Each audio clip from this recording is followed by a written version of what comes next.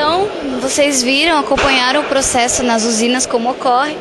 E o ponto interessante de tudo isso é que, na verdade, quem fabrica o álcool é um micro-organismo unicelular, né, as leveduras, que vão consumir o açúcar do caldo da cana e liberar o álcool, que é o nosso produto de interesse.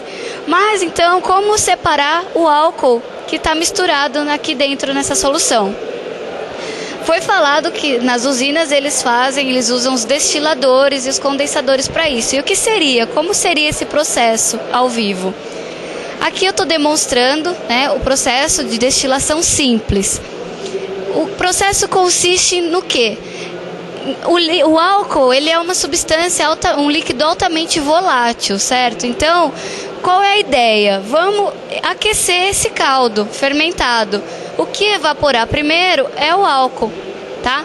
Então, o vapor, ele é menos denso que o ar e sobe. Só que as usinas não têm interesse no álcool na forma de vapor, certo? A gente precisa transformar esse álcool em vapor em líquido. E como isso é feito? O vapor, ele se transforma a partir da alta temperatura, do calor, certo? Então, ele está quente. Para você fazer a mudança desse estado físico, qual seria o princípio? Resfriá-lo. Então, aqui está um aparato de vidro, que o próprio nome diz, se chama condensador, e ele vai, então, condensar esse vapor, tá? Ele vai transformar o vapor do álcool em líquido. Para isso, ele tem que estar sempre refrigerado. Então, aqui embaixo nós temos uma bomba, tá? Que está fazendo a água entrar por aqui e sair por aqui. Tá sempre circulando. Porque como ela vai trocar calor com o vapor, ela não pode ser aquecida, tá? Então tem que estar circulando. Aí, como vocês podem observar, o vapor quente chega e se depara com a parede fria do vidro e rapidamente condensa. Essas gotículas formadas se unem e escorrem até aqui, onde tem o produto final obtido, o nosso álcool. Na verdade, esse álcool aqui, por ser proveniente de uma destilação simples, ele não está totalmente concentrado, o teor alcoólico dele é baixo, tá? Nas usinas esse processo é muito maior, a destilação que eles fazem do tipo fracionada, que aí então vai separar esse álcool dos demais compostos que acabam vindo junto, de acordo com seus pontos de ebulição, tá? À medida que as substâncias vão evaporando, né, com seus pontos de ebulição, essas misturas vão sendo separadas e condensadas. Aí sim a gente obtém um etanol, no caso das usinas, o etanol combustível. É isso.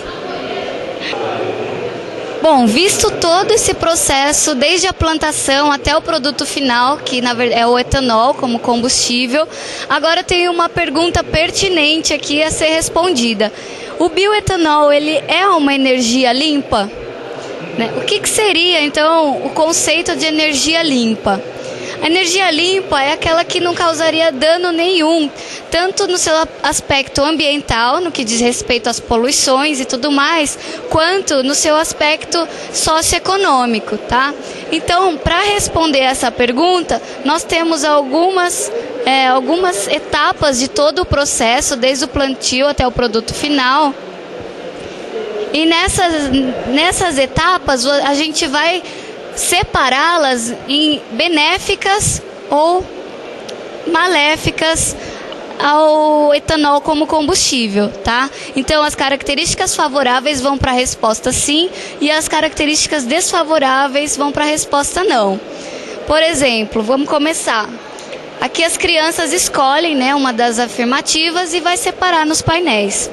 Aqui, promessa de criação de empregos. Sim, as usinas, elas geram empregos, tanto na parte da plantação, da colheita, quanto na própria indústria.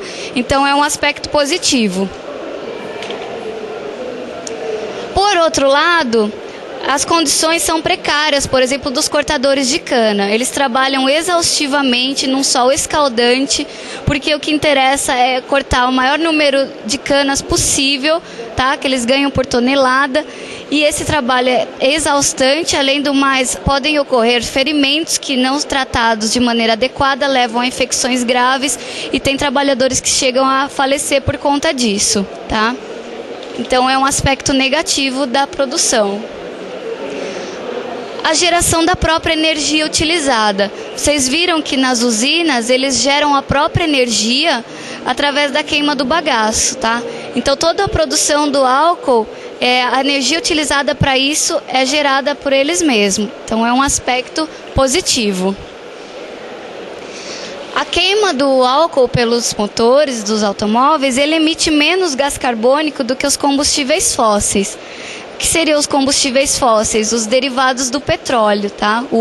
A gasolina e o diesel. Então isso é um aspecto positivo do etanol. Nas lavouras, além do controle biológico, ainda há o uso de fertilizantes e pesticidas. Então esse é um fator negativo da produção. Ocorre o reaproveitamento de resíduos. O que significa? Não sobra nada no processo de produção de etanol. Tudo é reaproveitado. Então é um aspecto positivo. Aumento do custo dos alimentos. Aí eu pergunto, o que isso aqui tem a ver com o álcool e todo o processo? Bom, para você produzir o etanol em grande quantidade, você vai utilizar grandes terras para plantação de cana. E aí vem o problema da monocultura. Você deixa de plantar, então, cultura de alimentos, como soja, feijão e trigo, causando, então, um aumento no custo desses alimentos. Então, é um aspecto negativo da produção. Por fim, tem também, por conta dessa plantação em grande escala, o desmatamento e, consequentemente, a extinção de espécies que viviam lá. Então, como vocês puderam ver, a gente se encontrou num dilema. Qual seria a resposta para essa pergunta? Se é uma energia limpa, sim ou não? A maioria das pessoas responde, mais ou menos, está empatado. Então, qual é a conclusão que a gente deve tirar disso? Não existe energia limpa. Por mais ou menos impactante que ela seja, ela não é totalmente limpa.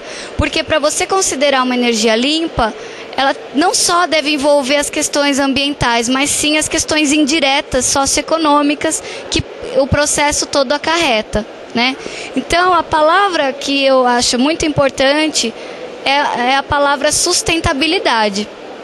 Todo tipo de energia, então, tem que ser utilizada de uma maneira sustentável. O que seria isso? Você atingir as suas demandas energéticas, mas ao mesmo tempo cuidar para que isso não cause mais prejuízos, né, malefícios do que os benefícios. Tá? Então, o bioetanol ele é sim uma boa alternativa, tá? Visto que os combustíveis fósseis são esgotáveis. Além disso, eles emitem altas taxas de gás carbônico, que é um dos principais fatores que está causando o superaquecimento do planeta.